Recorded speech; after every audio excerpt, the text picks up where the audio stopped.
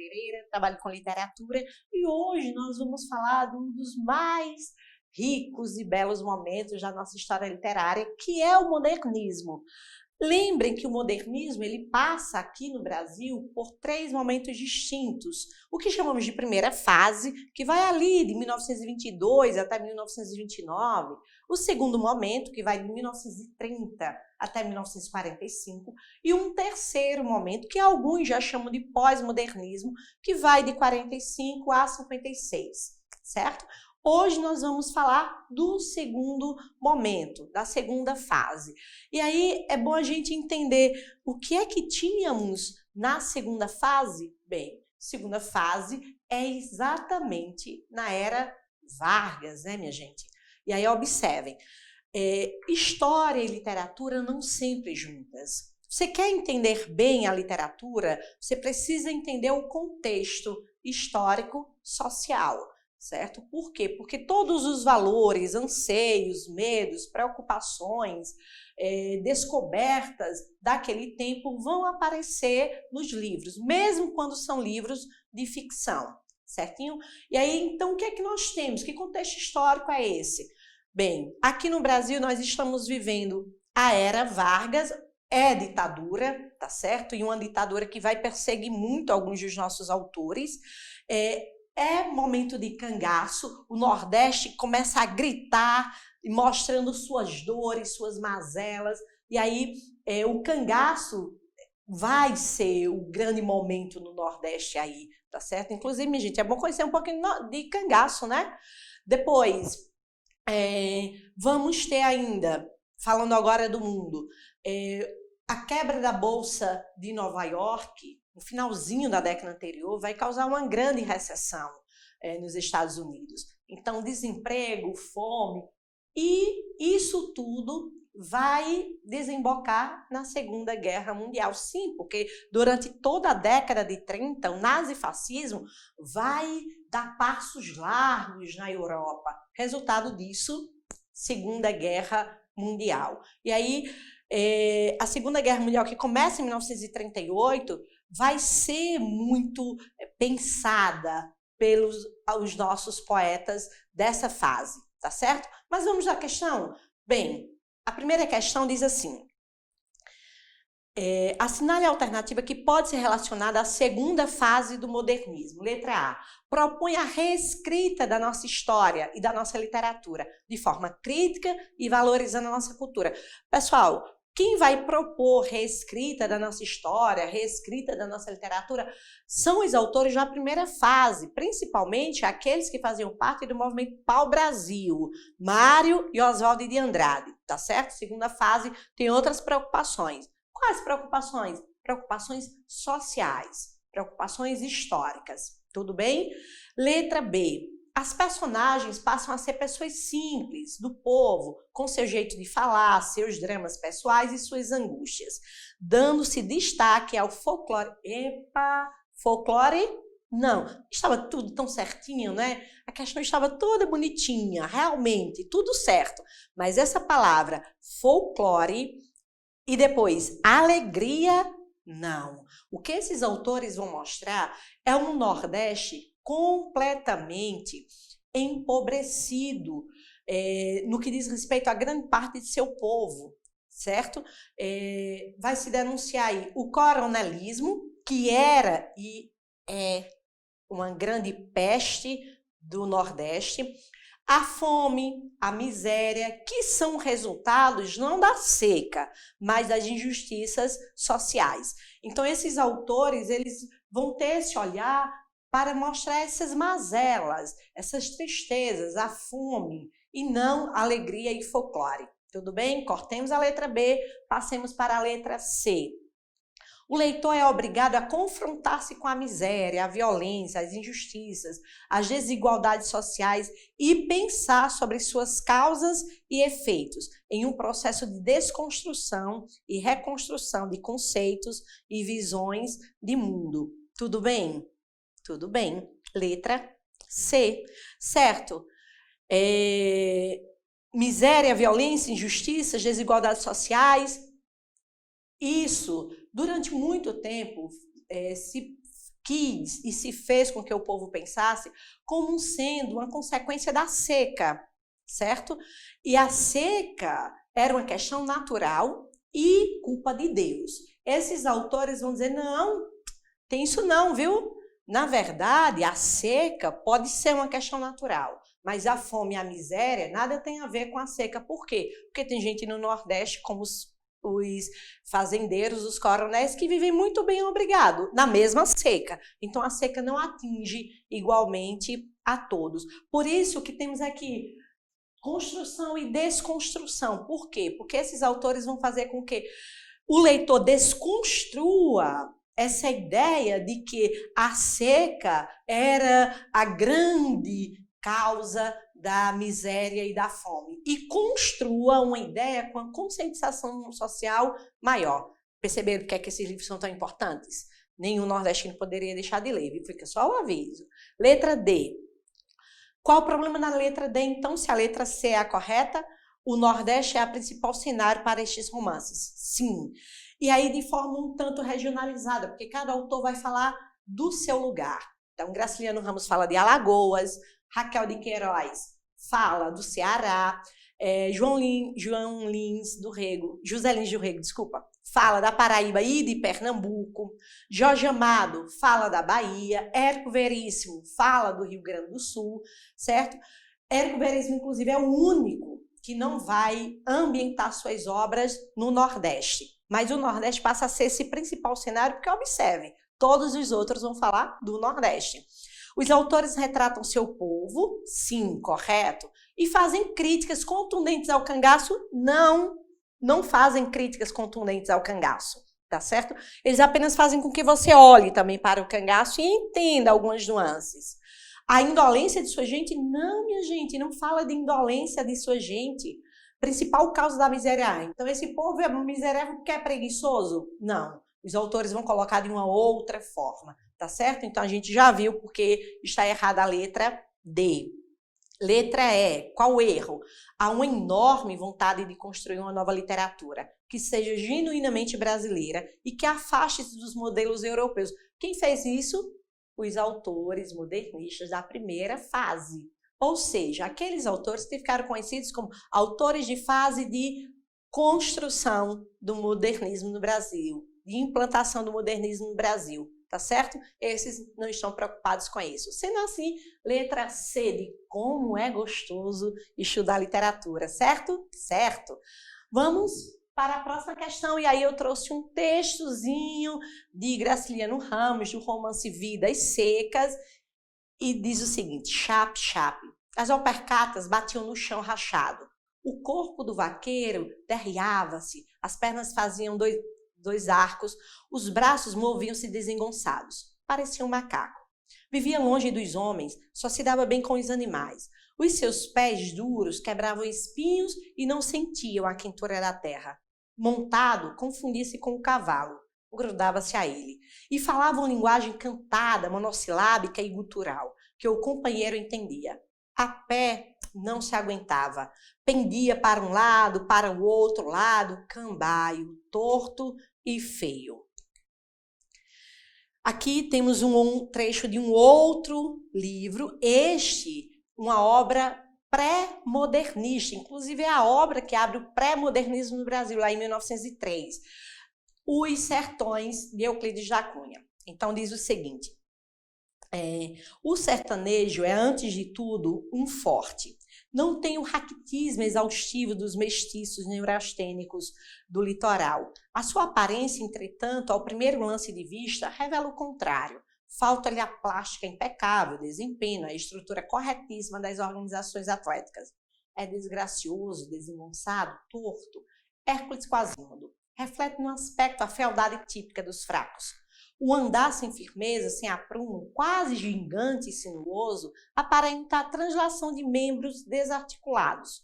Agrava-o a postura normalmente abatida, no manifestar de displicência que lhe dá um caráter de humildade deprimente. A pé, quando parado, recostava-se invariavelmente ao primeiro umbral ou parede que encontra. A cavalo, se sofrer o animal para trocar duas palavras com o conhecido, cai logo sobre um dos estribos, descansando sobre a espenda da sela. caminhando, mesmo a passo rápido, não traça trajetória retilínea e firme. Avança celeremente num bambolear característico de quem parece ser o traço geométrico e os meandros das trilhas sertanejas. Nós temos aqui Os Sertões, que não é romance, lembrando, tá certo? Está muito mais para um ensaio, e é a visão de Euclides da Cunha, que era do Sudeste, tá certo? E agora está olhando para o nordestino. Traz aspectos aí que não são lá muito agradáveis de ler, tá certo? Mas é o olhar dele naquele momento, principalmente porque Euclides da Cunha era determinista, e sendo determinista, ele acredita mesmo que os seres são produtos do meio, tá certo? Então, só para deixar isso claro. Certo, mas vamos ver o que é que tem a ver um autor com o outro através da questão? Diz o seguinte: os textos 1 e 2, fragmentos de importantes obras da literatura brasileira, apresentam como figura central o vaqueiro. A partir dessa leitura, é possível afirmar que, primeira questão, letra A, ambos mostram o homem do campo como exemplo do brasileiro forte e digno, verdadeiro herói. Aí a gente corta, pessoal. Por quê? Porque na obra, nem na obra de Euclides e nem na de Graciliano, o homem vai aparecer como herói. Essa questão aí de aparecer como herói é do romantismo. O que Euclides vai dizer é que o homem que vive nessa terra é forte, porque as condições naturais são tão adversas que só mesmo sendo muito forte para sobreviver aqui. Mas isso não tem nada de heroísmo, certo? Em Graciliano Ramos, coitado, minha gente, do Fabiano, personagem de Vidas Secas, está muito distante de qualquer herói. É apenas um sobrevivente, ou como o próprio autor dizia, um vivente. Certo? É alguém que consegue sobreviver no sertão. Só isso. Letra B. Os textos são contrários. Não são contrários. Eles trazem visões um tanto diferentes.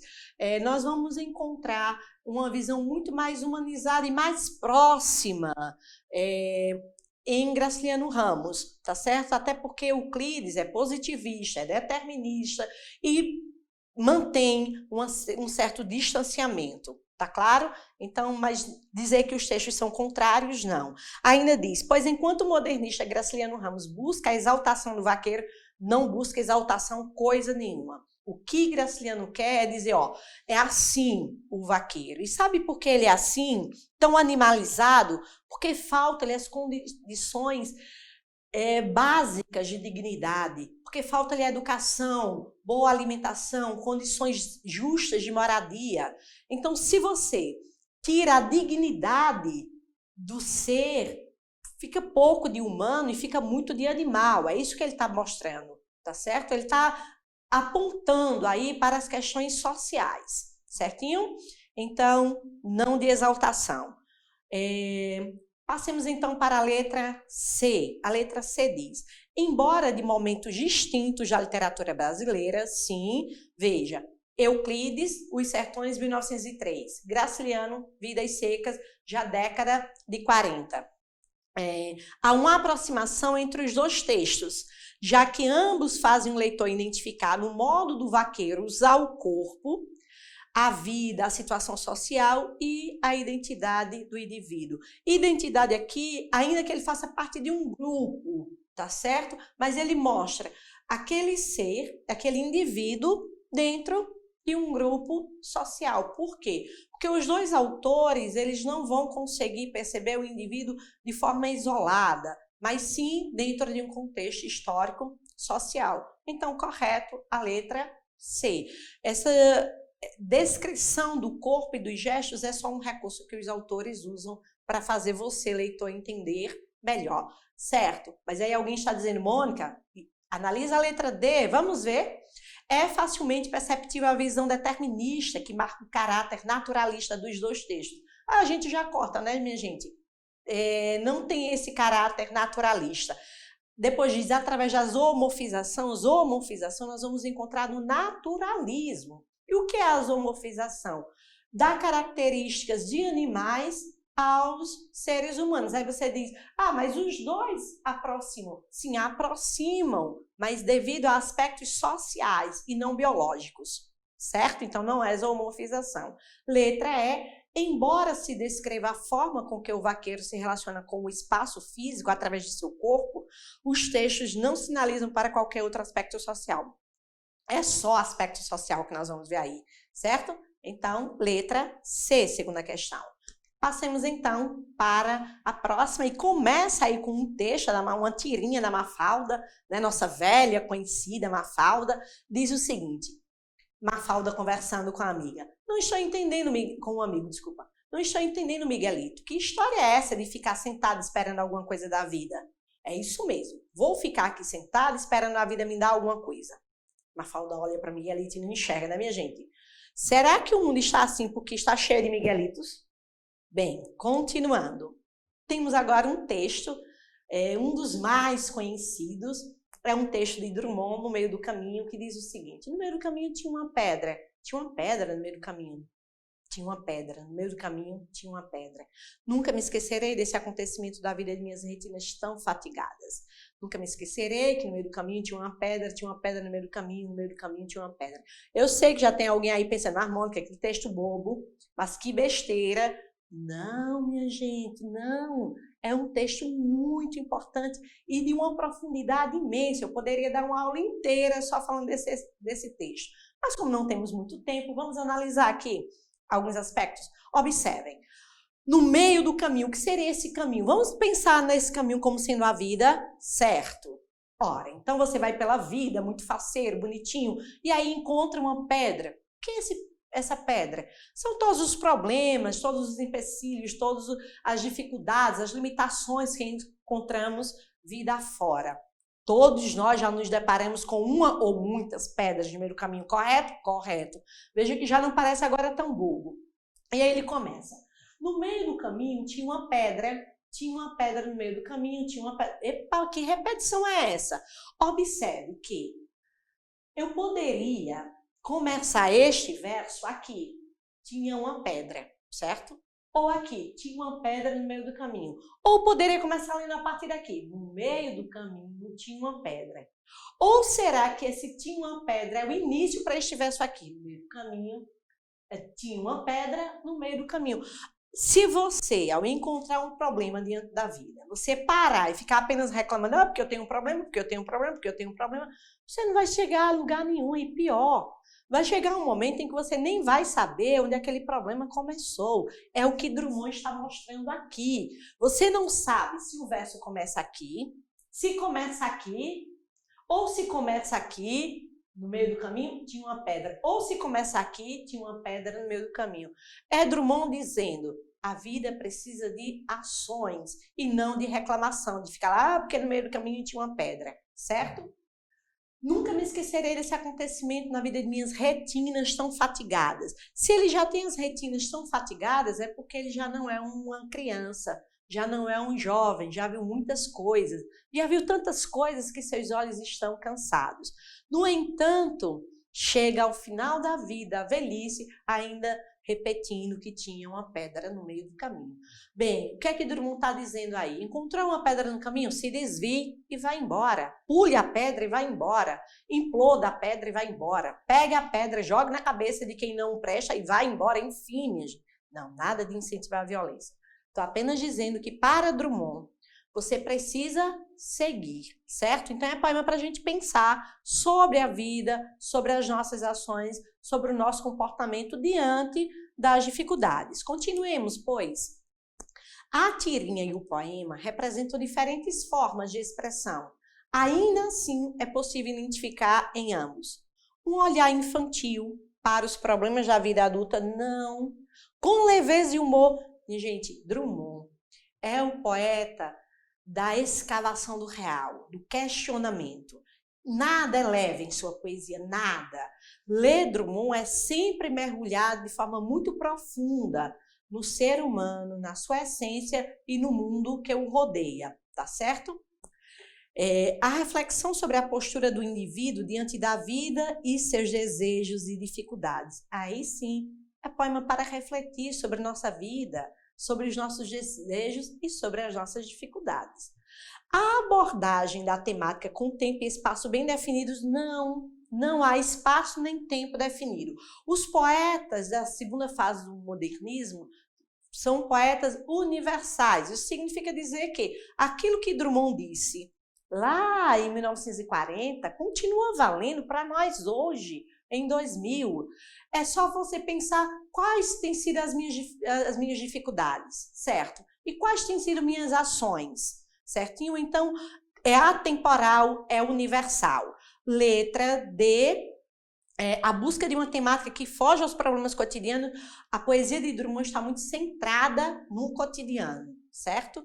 Uma abordagem de temas sociais e o olhar atento para os problemas de seu tempo, eu acabei de dizer que é universal, então não é de seu tempo, para os problemas de uma maneira geral, que são problemas do tempo de Drummond, mas que continuam sendo de outros tempos também, certo? Tudo bem? E aí, eu quero analisar com vocês esse quadro certinho, porque aí a gente também aproveita e faz uma análise de texto não verbal. Aqui nós temos Guernica, de Pablo Picasso, é uma das obras mais famosas do mundo, que já apareceu diversas vezes no Enem, que pode aparecer novamente, tá certo? E aí não é uma obra muito fácil de analisar, por isso que a gente vai começar vendo o seguinte: quando eu me deparo com uma obra como esta, a primeira coisa que eu faço é olhar de maneira geral para que o meu cérebro se habitue, se familiarize com o que está ali. Logo depois, eu começo a pensar em linhas, colocar linhas imaginárias no quadro. Vamos pensar que houvesse uma linha aqui e outras linhas dividindo, senão assim eu vou observar agora por esquadros. É bom sempre que você comece pelo lado superior. Então vamos começar por aqui? Bem, o que é que eu tenho aqui? Eu tenho um touro, e aí eu penso, Picasso é espanhol. E qual o símbolo maior da Espanha? As touradas. Sendo assim, eu tenho um touro. Só que este touro, eu tenho aqui o corpo do touro, certo? Que indica que ele está indo nesta direção. Mas observando atentamente, eu tenho a cabeça do touro virada para o lado contrário. Parece que ele viu algo muito assustador e está voltando. O que será que esse touro viu de tão assustador para voltar? Eu agora venho para cá, para a parte inferior, e vejo que abaixo do touro, ou seja, da Espanha, porque eu vou entender esse touro como sendo a Espanha, eu tenho uma mulher com um filho morto nos braços. E a mulher está mostrando aqui toda a dor de uma mãe que perde o filho. Mônica, como é que eu vou saber que o filho está morto? Olha, a cabeça do menino está caída, é um sinal de que ele está morto.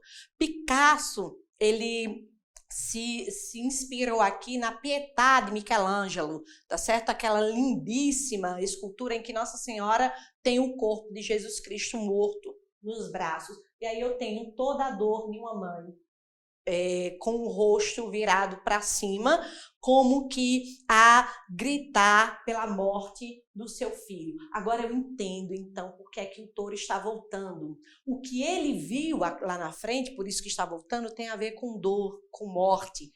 Observando um pouco mais, eu vejo um homem, certo? Está com o braço estirado, certo? E está sendo pisoteado por alguma coisa. Aí eu volto e vejo aqui o que é que está pisoteando o homem? O cavalo.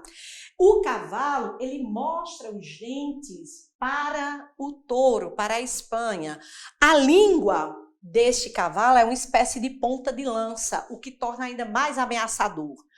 O cavalo a gente pode entender como sendo a guerra. Este quadro ele foi pintado indicando durante o bombardeio da cidade de Guernica, por isso o nome Guernica.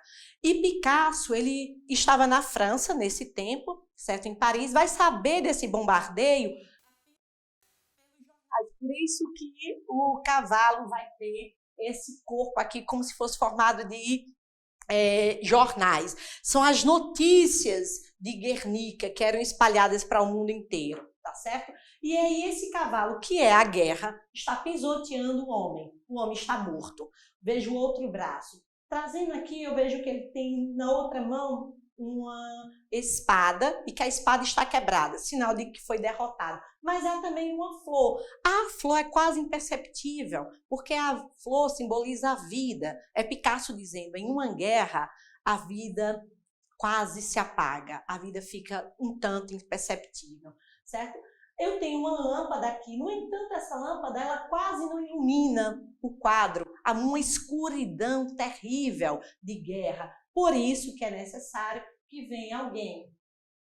E aí vem um anjo com uma lamparina. Mônica, como é que eu vou saber que é um anjo? Ora, se fosse uma pessoa normal, o braço estaria se erguendo, né? Aqui não, vem de cima para baixo. O rosto também vem de cima para baixo, então pode ser um anjo. Esse rosto, inclusive, foi inspirado na obra O Sono, de Salvador Dalí. Aqui eu tenho uma outra pessoa que vem quase se arrastando, certo? Mostrando que a guerra atinge a todos. Ninguém sai ileso de uma guerra. Por isso que o cavalo também traz uma lança aqui, ó, em seu corpo. Veja, também está ferido. Ninguém sai ganhando em uma guerra. E aqui, inspirado na obra 3 de Maio, de Goya, eu tenho um homem com os braços abertos, mostrando todo o seu desespero, e os prédios em chamas, mostrando o que foi o bombardeio da cidade de Guernica durante a ditadura de Franco. Bem, com esta lindíssima obra, e que vocês precisam analisar, estudar um pouquinho, a gente chega ao fim de mais uma aula. Espero mesmo ter contribuído com vocês, certo? Desejo toda sorte, mas principalmente desejo conhecimento, porque nada é mais importante do que o conhecimento. Só ele nos salva. Um abraço para todos vocês e até a próxima!